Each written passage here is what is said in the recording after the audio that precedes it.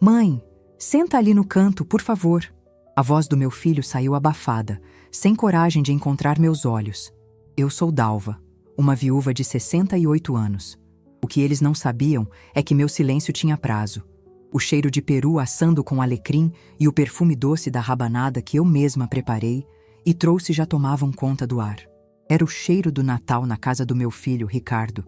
Um cheiro que por mais de 30 anos significou família, união e o meu lugar de honra.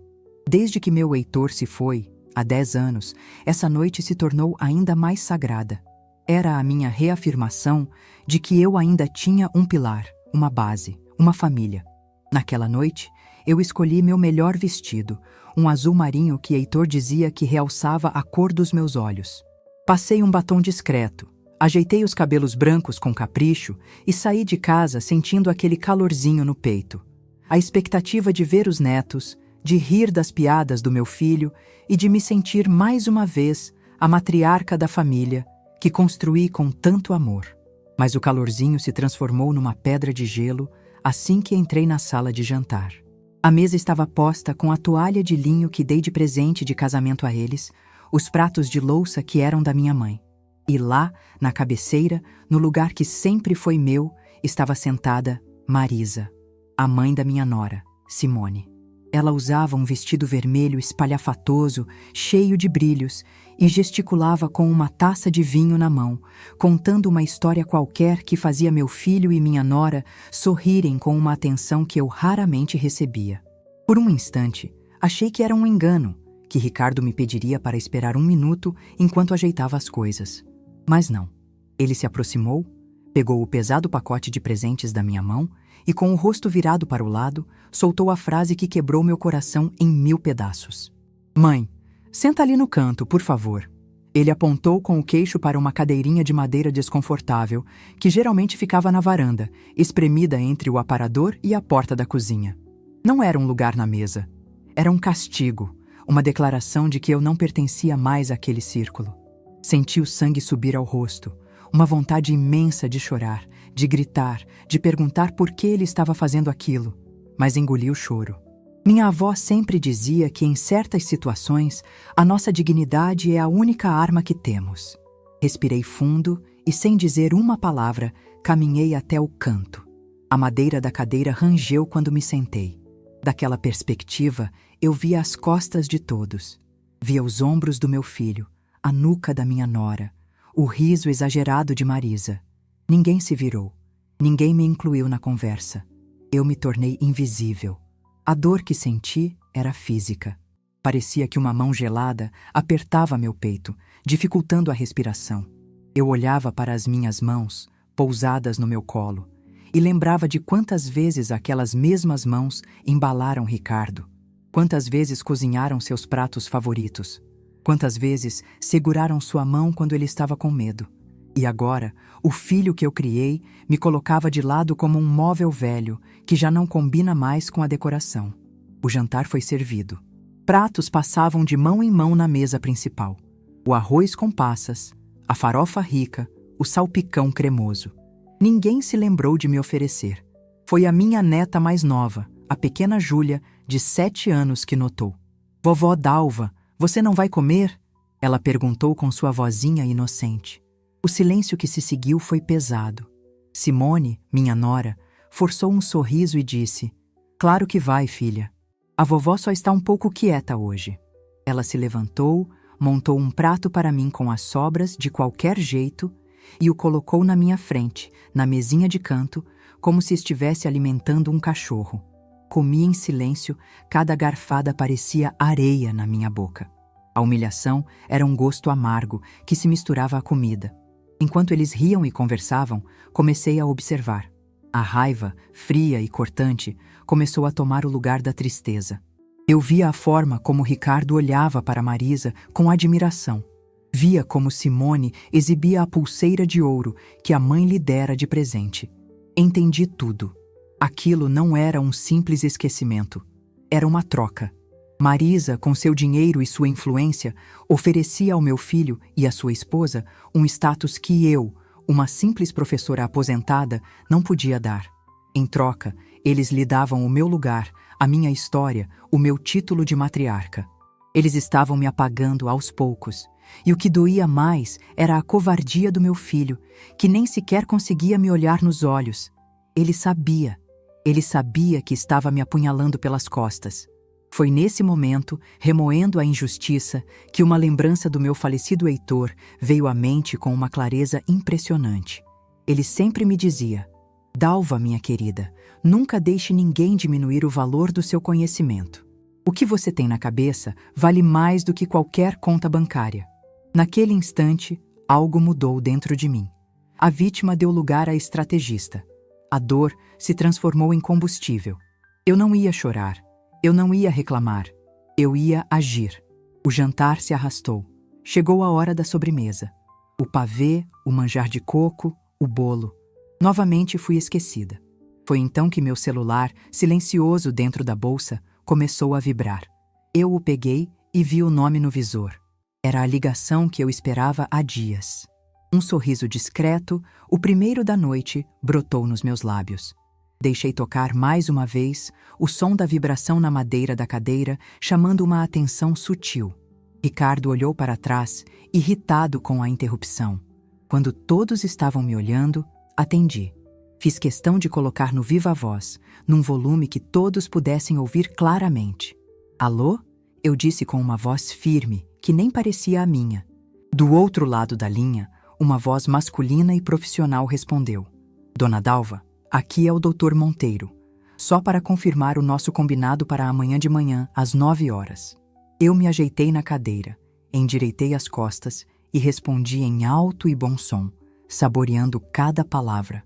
Sim, pode confirmar para amanhã. A frase pairou no ar. O silêncio na sala de jantar era total. Todos os rostos, antes indiferentes, agora estavam virados para mim, cheios de uma curiosidade que beirava o choque. Meu filho franziu a testa, minha nora parou com a colher de pavê a meio caminho da boca, e até a espalhafatosa Marisa me olhava com os olhos arregalados, sem entender nada. Desliguei o telefone e o guardei na bolsa, com a calma de quem acaba de mover a peça mais importante em um jogo de xadrez. Eles não sabiam quem era o doutor Monteiro. Não faziam ideia do que estava confirmado para o dia seguinte. E essa falta de informação era, naquele momento, a minha maior fonte de poder. Eles me colocaram no canto, mas foi do canto que eu comecei a virar o jogo. A festa de Natal deles tinha acabado de ganhar uma nova e inesperada atração. Eles pensavam que a festa estava acabando, mas para mim ela estava apenas começando. O caminho de volta para casa foi silencioso, mas dentro de mim havia um barulho ensurdecedor. O motorista do táxi, um senhor simpático, tentou puxar conversa sobre o trânsito da noite de Natal, mas eu apenas acenava com a cabeça, incapaz de formular palavras.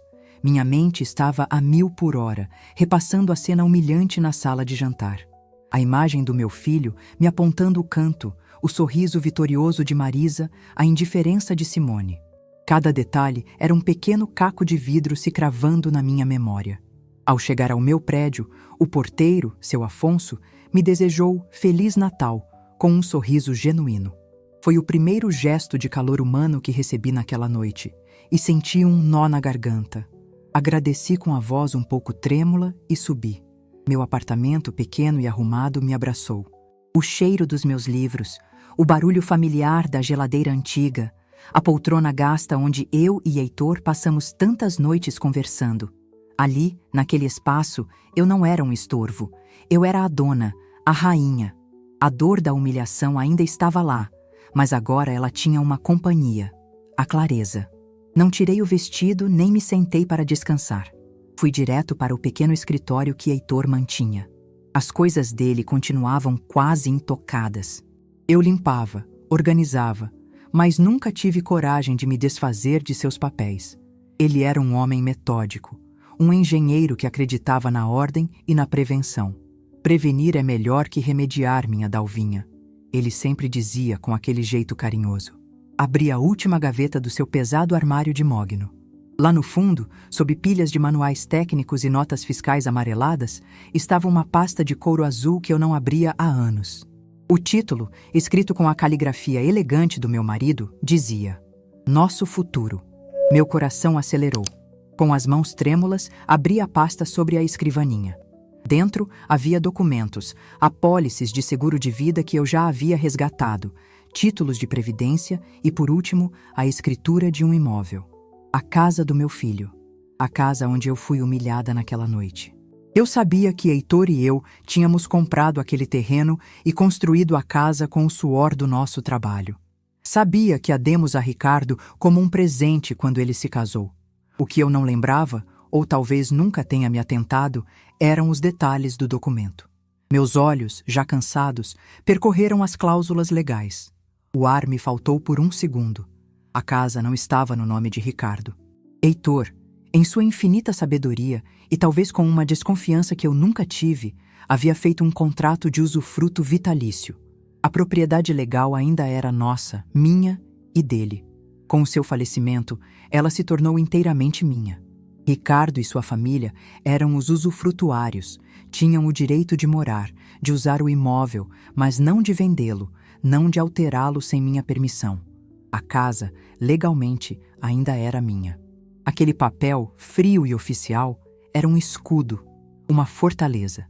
O Dr. Monteiro, um advogado antigo da família e amigo de confiança de Heitor, havia me ligado na semana anterior para tratar de uma reavaliação dos bens para fins de imposto de renda, e foi quando a ficha começou a cair. A conversa de amanhã era para confirmar o valor atualizado do imóvel e revisar os termos daquele contrato. Um valor que, com a especulação imobiliária no bairro, eu sabia ser astronômico. Sentei-me na cadeira de couro de Heitor e as lágrimas que segurei a noite toda finalmente vieram. Mas não eram lágrimas de tristeza. Eram de alívio, de raiva, de uma força que eu não sabia que ainda possuía. Por anos, eles me fizeram sentir pequena. Lembrei-me de quando sugeriram que eu vendesse meu apartamento e fosse morar com eles, num quartinho nos fundos.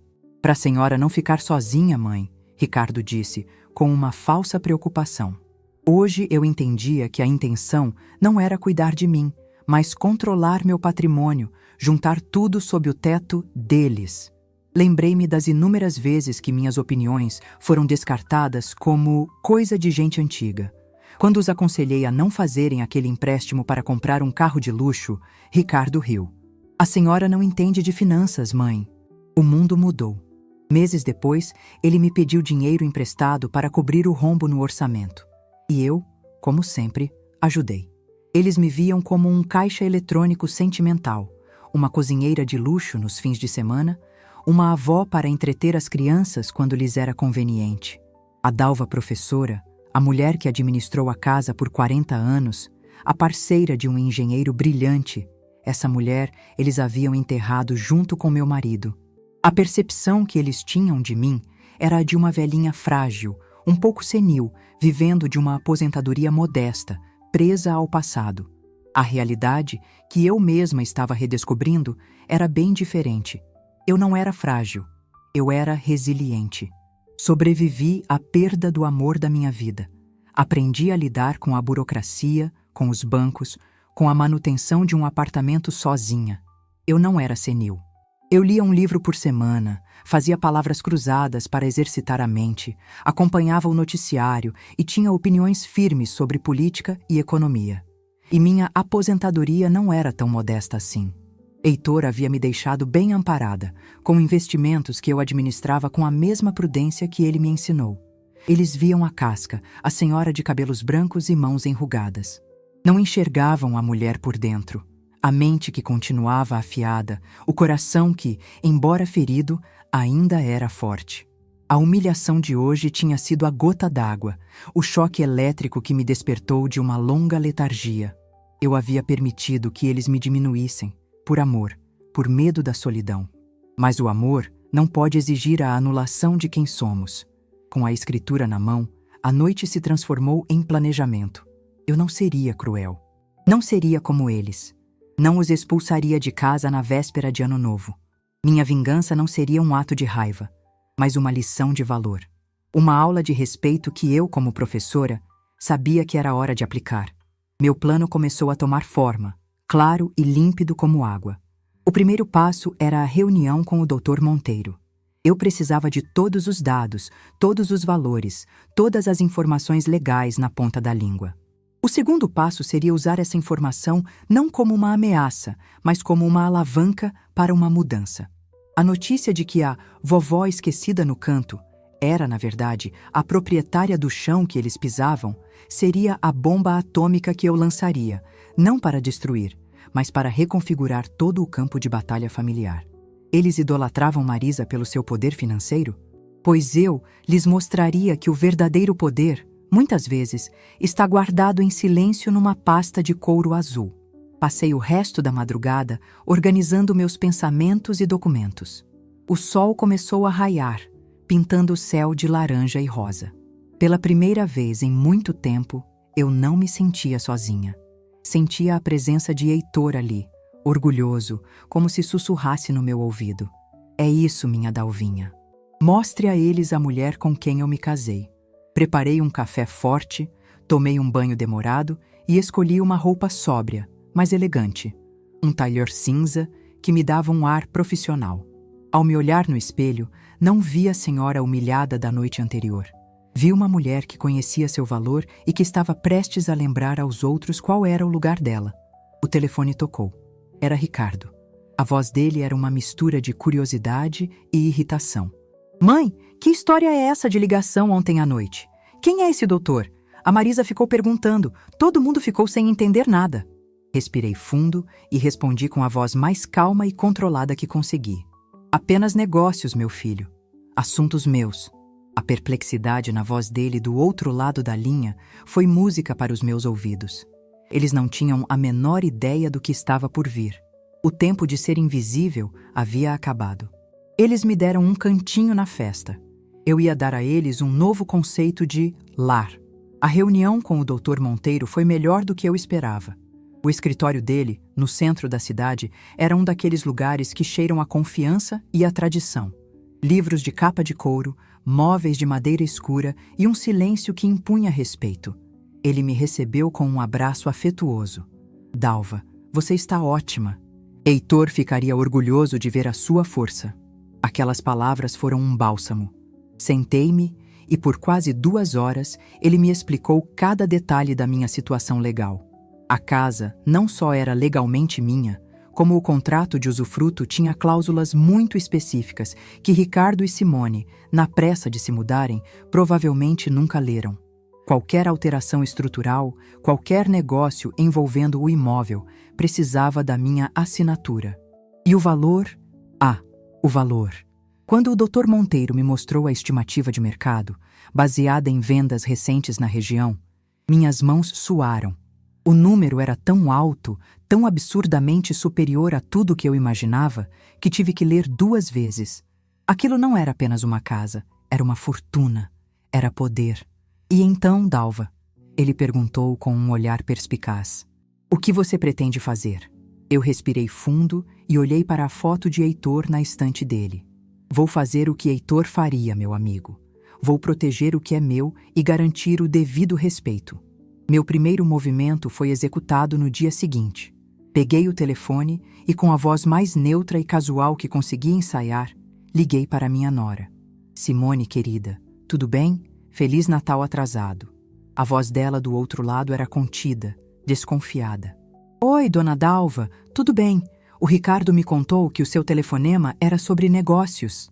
Ela pronunciou a palavra negócios com uma pitada de ironia, como se fosse ridículo uma mulher como eu ter negócios a tratar. Ignorei a provocação. Ah, sim, coisas antigas, querida. Burocracia que não acaba nunca. Por falar nisso, preciso de um pequeno favor. Um avaliador de imóveis, um tal de Sr. Arruda, vai precisar dar uma passada rápida aí amanhã. É só para atualizar uns papéis do inventário do Heitor. Uma formalidade. Houve um silêncio do outro lado. Eu podia quase ouvir as engrenagens na cabeça dela girando, tentando entender. Inventário? Mas, dona Dalva, isso já não acabou há anos? Pois é o que eu pensava, respondi, com um suspiro ensaiado de cansaço. Mas parece que sempre fica um papelzinho para trás. Enfim, ele não demora. É só dar uma olhada geral na casa. Posso contar com você? Pressionada, ela concordou, embora a contragosto. Tudo bem. Tudo bem, vou avisar o Ricardo. Eu sabia que ela não ia apenas avisar. Ela ia fazer um interrogatório. A primeira semente da dúvida estava plantada. A confusão deles foi imediata e exatamente como eu previ. Ricardo me ligou menos de 10 minutos depois. A voz dele era impaciente. Mãe, que história é essa de avaliador? A Simone me falou de inventário. Que inventário? A senhora está bem? Era a preocupação de sempre, a insinuação de que minha mente já não funcionava direito. Mantive a calma. Estou ótima, meu filho. É só um procedimento padrão. O Dr. Monteiro que me orientou a fazer isso. Fique tranquilo. Mencionar o nome do advogado deu um peso de seriedade à minha desculpa. Ele não podia argumentar contra o conselho de um profissional. Ouviu-se a voz de Marisa ao fundo, abafada, mas audível. Pergunta para ela que papéis são esses. Isso está muito mal contado. Ricardo ficou sem graça e tentou disfarçar. Ok, mãe. Depois a gente se fala. Ele desligou, mas eu sabia que a tranquilidade que ele tentou demonstrar era falsa. O Sr. Arruda, um profissional discreto que eu contratei, fez a visita no dia seguinte. Segundo ele me relatou por telefone, foi recebido com uma frieza polar. Simone o seguiu por cada cômodo, de braços cruzados, enquanto Ricardo fazia perguntas capciosas, tentando arrancar alguma informação. Mas essa avaliação é para quê exatamente? É para o banco? É para algum imposto novo? O avaliador, instruído por mim, foi vago e profissional, apenas cumprindo uma solicitação da proprietária. A palavra proprietária deve ter soado como um sino de alerta nos ouvidos deles. Com o relatório detalhado do senhor Arruda em mãos, confirmando o valor estratosférico do imóvel, era hora de intensificar a pressão. Esperei passar uma semana. Deixei que a poeira da visita do avaliador baixasse, que eles talvez se convencessem de que era apenas mais uma esquisitice da mamãe. Então, executei o segundo passo. Entrei em contato com uma das imobiliárias mais chiques da cidade, aquela que anunciava mansões em revistas de luxo. Conversei com a corretora-chefe, uma mulher chamada Verônica, de voz firme e discurso impecável. Expliquei a situação de forma sucinta e lhe dei uma instrução clara. Ligar diretamente para Ricardo, apresentar-se e informar sobre a minha decisão de colocar o imóvel no portfólio de vendas da agência. A ligação de Verônica para o celular do meu filho aconteceu numa quinta-feira à tarde, e foi o estopim da crise. Ele me ligou em seguida, mas dessa vez não havia impaciência ou falsa preocupação. Havia pânico. Pura e simplesmente pânico. Mãe, que brincadeira de mau gosto é essa? Uma mulher de uma imobiliária me ligou dizendo que a senhora vai vender a nossa casa. Que história é essa? A senhora enlouqueceu de vez? Eu estava esperando por aquela ligação. Tinha preparado um chá de camomila e estava sentada na minha poltrona, com a tranquilidade de um general que observa o campo de batalha do alto de uma colina. Ricardo, meu filho, por favor, não grite. Não estou louca. E não é uma brincadeira. Não é uma brincadeira? Como não é uma brincadeira? É a minha casa. A casa onde eu moro com a minha mulher, com as suas netas. A voz dele estava embargada, uma mistura de raiva e medo. Foi nesse momento que o jogo virou. Aquele era o momento crucial, onde eles perceberiam que a mulher que sentou no canto da sala não era mais a mesma. Ricardo, eu disse, com a voz serena, mas com um fio de aço que ele nunca tinha ouvido antes. Corrija-me se eu estiver errada, mas a casa onde você mora é legalmente um imóvel de minha propriedade. Eu estou apenas exercendo o meu direito. O silêncio do outro lado foi tão profundo que pude ouvir a respiração ofegante dele. Ele não tinha resposta para aquilo. Ele sabia que era verdade. Mas, por quê? Ele gaguejou. Por que agora? Porque eu decidi que preciso pensar um pouco mais em mim, no meu futuro, respondi, sem dar mais detalhes. A ausência de uma explicação emocional era a minha maior arma. 15 minutos depois, a campainha do meu apartamento tocou com insistência. Eram eles, Ricardo, Simone e, para minha surpresa, Marisa. Os três entraram como um furacão, os rostos transtornados. Marisa tomou a frente, como sempre. Dalva, vamos acabar com essa palhaçada. O que você quer? Dinheiro? É isso? Quanto você quer para parar com essa loucura de vender a casa dos meninos? Ela falava comigo como se eu fosse uma chantagista, uma Zé Ninguém. Simone choramingava ao lado. Dona Dalva, Pense nas suas netas. Onde nós vamos morar? Ricardo andava de um lado para o outro, passando as mãos no cabelo. Eu me mantive sentada, calma. Servi uma xícara de chá para mim e os observei. Deixei que eles esgotassem seu drama, seu pânico. Então, olhei diretamente para o meu filho. Ricardo, sente-se. Vocês três, sentem-se. Minha voz saiu tão firme que eles obedeceram por instinto. Era a voz da professora que eu fui por 30 anos. A voz que silenciava uma sala de aula cheia de adolescentes. Quando se sentaram, desconfortáveis, no meu sofá, eu finalmente falei. Isso não é uma loucura. É uma decisão de negócios. Estou reorganizando minha vida. Ricardo explodiu. Reorganizando a vida? Destruindo a minha, você quer dizer? Depois de tudo que eu fiz pela senhora. Aquela foi a faísca. Tudo o que você fez por mim? Perguntei, levantando uma sobrancelha. Como, por exemplo, me colocar sentada numa cadeira de varanda na noite de Natal, para que a mãe da sua esposa pudesse ocupar o meu lugar na mesa. O queixo deles caiu. A menção direta ao episódio do Natal os desarmou completamente. Eles não esperavam. Eles achavam que eu tinha engolido a humilhação e esquecido. Marisa ficou vermelha. Simone olhou para o chão. Ricardo ficou pálido. Isso não tem nada a ver, ele tentou argumentar, mas a voz morreu. Não tem? Continuei, no mesmo tom calmo e cortante. A vida me ensinou uma lição muito dura naquela noite, meu filho. Ela me ensinou que a gente precisa cuidar do nosso próprio lugar no mundo. Porque se a gente não cuida, se a gente se distrai, alguém vem e ocupa. E as pessoas que a gente mais ama simplesmente deixam. Levantei-me e fui até a janela, de costas para eles, para que não vissem o tremor nas minhas mãos. A adrenalina era imensa. Não vou expulsar vocês. Não sou esse tipo de pessoa. Mas a Dalva que aceitava ser colocada no canto, essa não existe mais. A casa será vendida sim. Ou talvez não. Depende da minha avaliação sobre o que é melhor para o meu futuro. Virei-me e os encarei. O poder no meu apartamento havia mudado de mãos. Não era mais a sala da velhinha solitária. Era o quartel-general de uma mulher que eles não conheciam. O choque, a confusão e, pela primeira vez, o medo nos olhos deles era evidente. Eles saíram do meu apartamento em silêncio, sem ter o que dizer. Eu sabia que aquela era apenas a primeira batalha. A guerra para reconquistar meu respeito estava longe de acabar, mas eu havia vencido o primeiro e mais importante confronto, o da minha própria dignidade.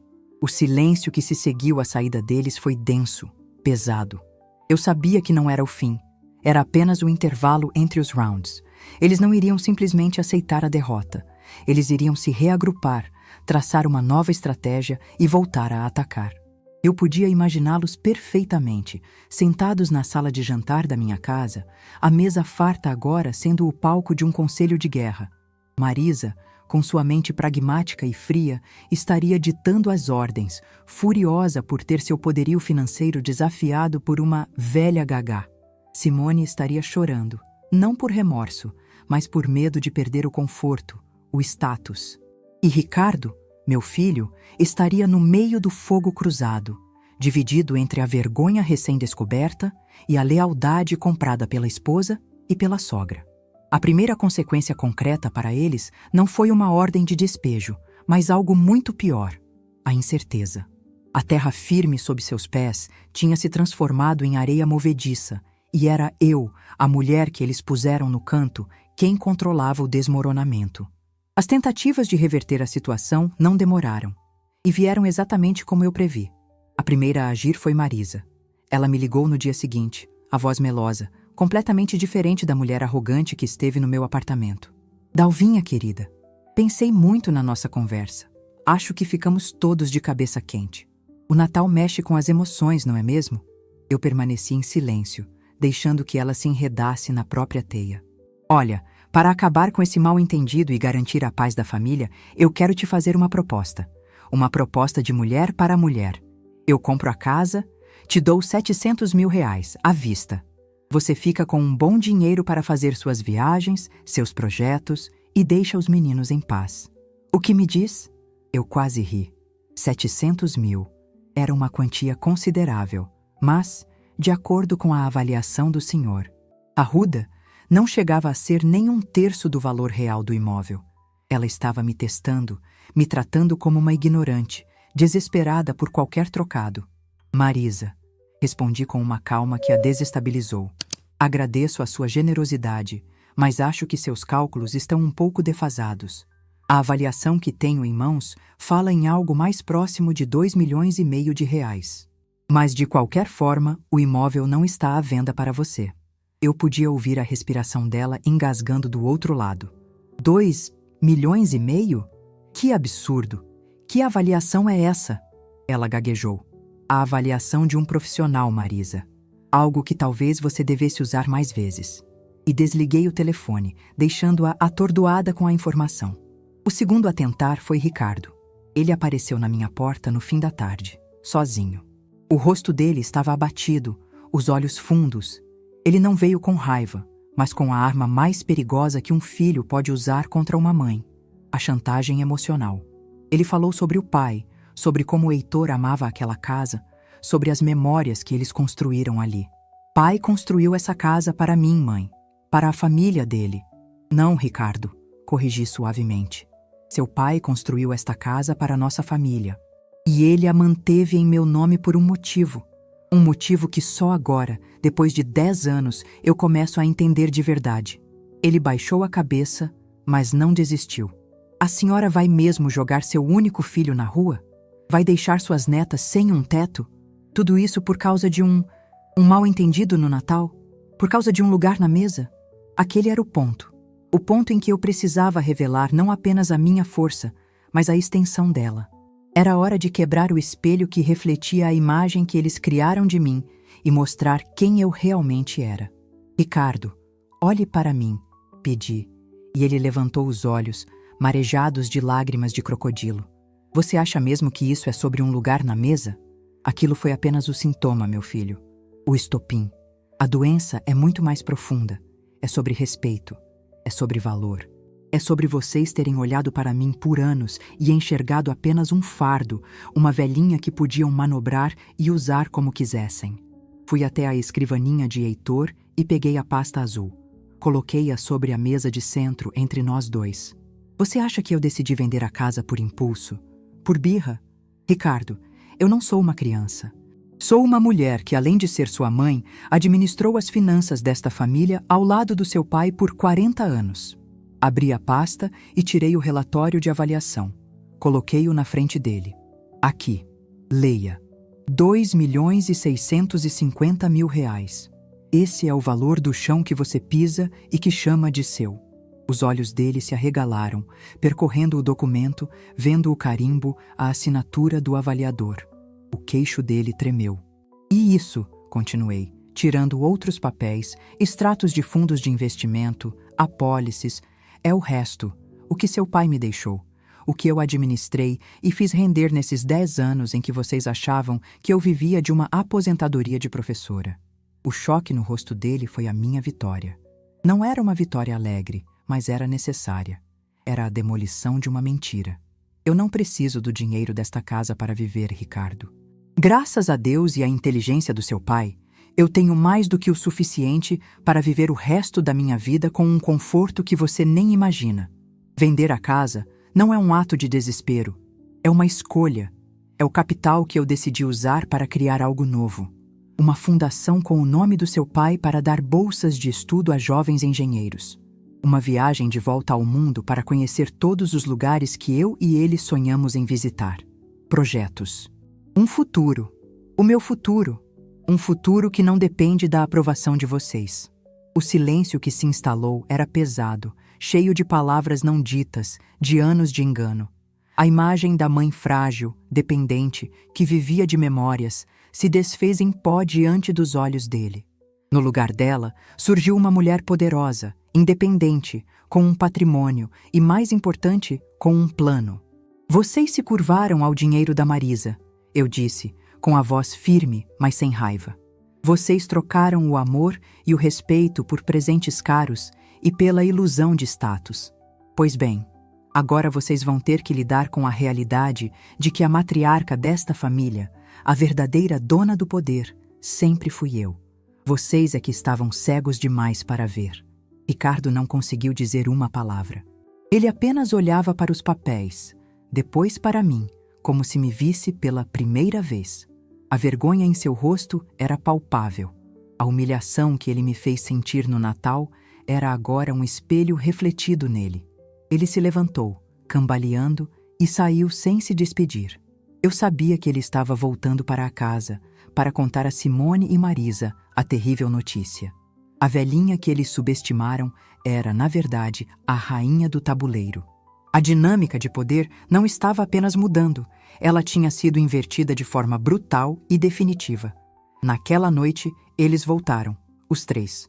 Não entraram como um furacão, mas como cordeirinhos. Marisa não me olhava nos olhos. Simone tinha o rosto inchado de chorar. Ricardo parecia 10 anos mais velho. Foi ele quem falou, com a voz baixa, derrotada. Mãe, o que a senhora quer? A pergunta não era mais uma exigência, era uma súplica. Eu estava no controle total. Olhei para cada um deles longamente. A resposta que eu daria a seguir não definiria apenas o meu futuro, mas o futuro de toda a minha família. O que eu quero? Repeti calmamente. Eu quero respeito. Quero meu lugar de volta. Não apenas na mesa, mas na vida de vocês. E, de agora em diante, as regras do jogo serão as minhas. A nova realidade começou a se desenhar não com gritos ou discussões, mas com o som da caneta do Dr. Monteiro riscando o papel. Na semana seguinte, a nossa última e decisiva conversa, nos reunimos todos em seu escritório. Eu, de um lado da mesa de Mogno, calma e segura. Do outro, Ricardo, Simone e Marisa, em um silêncio respeitoso que beirava a reverência. Ali, estabeleci minhas condições, que o Dr. Monteiro redigiu em um novo adendo ao contrato de usufruto. Não eram pedidos, eram termos. A casa continuaria sendo o lar deles, mas a propriedade e as decisões finais sobre ela seriam inquestionavelmente minhas. Qualquer reforma, qualquer transação, qualquer mudança significativa passaria pela minha aprovação por escrito.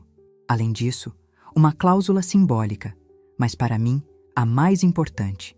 Estabelecemos um almoço de domingo a cada 15 dias na casa, com a minha presença obrigatória na cabeceira da mesa. Não era um convite, era uma cláusula contratual. Eles assinaram sem hesitar. Naquele momento, eu não estava apenas reavendo uma casa, estava reconstruindo uma família sobre novas fundações, as do respeito. A lição para eles foi dura, mas transformadora. O primeiro sinal de que haviam entendido veio de quem eu menos esperava. Marisa. 2 dias após a reunião, o porteiro me ligou avisando que uma orquídea raríssima havia sido entregue para mim. No cartão, com sua letra rebuscada, estava escrito: Dalva, admito que a subestimei. Você é uma mulher de fibra. Com meu respeito, Marisa. Não era um pedido de desculpas, não era o estilo dela, mas era um armistício, um reconhecimento de poder. Foi o máximo que ela conseguiu, e eu aceitei. A mudança em Ricardo e Simone foi mais profunda. Eles me procuraram alguns dias depois, sem avisar. Bateram na porta do meu apartamento e, quando abri, os dois tinham os olhos vermelhos. Ricardo segurava um buquê de lírios, minhas flores preferidas. Mãe, ele começou, a voz embargada. Eu não tenho palavras para dizer o quanto eu sinto muito. Eu fui cego, fui fraco. Deixei que o dinheiro e a influência falassem mais alto que o amor e o respeito que eu devo à senhora.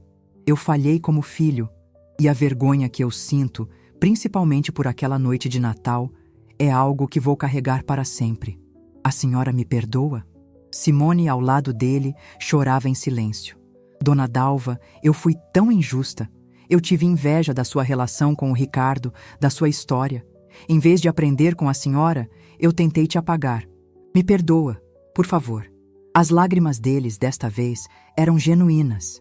E pela primeira vez em muito tempo, meu coração de mãe se abriu. Eu os abracei, um de cada lado. O perdão é uma construção, eu disse suavemente. E nós começamos a construí-lo agora. O impacto positivo dessa transformação se espalhou como ondas em um lago.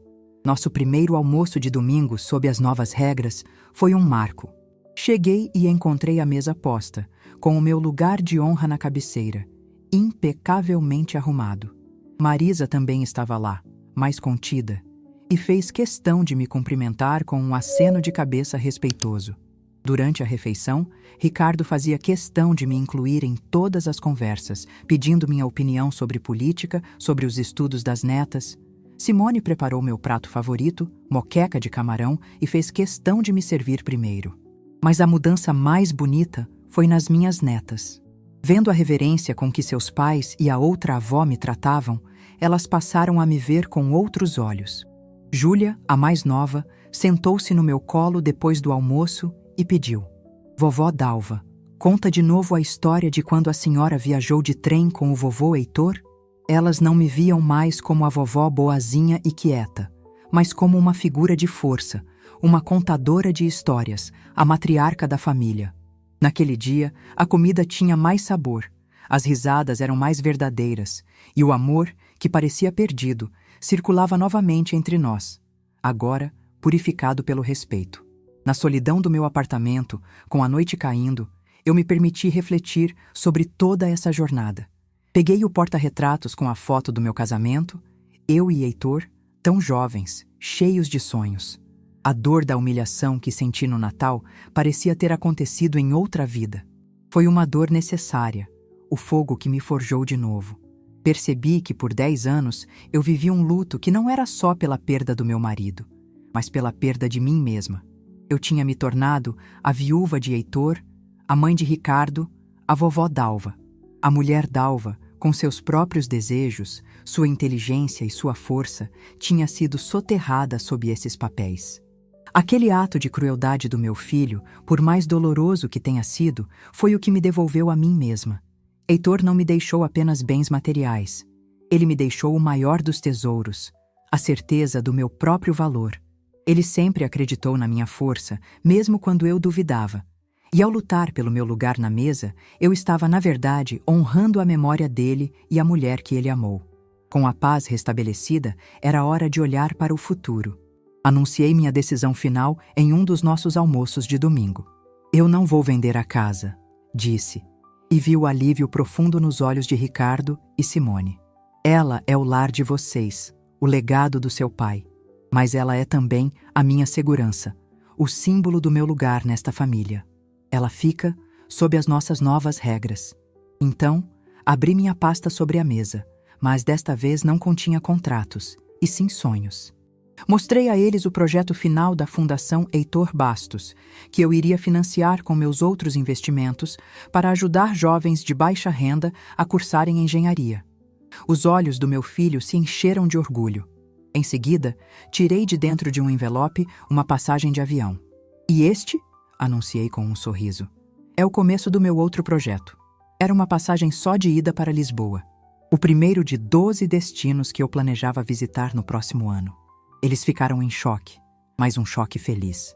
Não havia mais medo de me perder, mas alegria pela minha liberdade. Meu futuro não era mais uma cadeira de balanço na varanda, mas o mundo inteiro. Meu legado não seria apenas uma casa, mas o exemplo de que nunca é tarde para se reinventar, para exigir respeito e para finalmente ocupar o nosso verdadeiro lugar, não apenas na mesa, mas no mundo.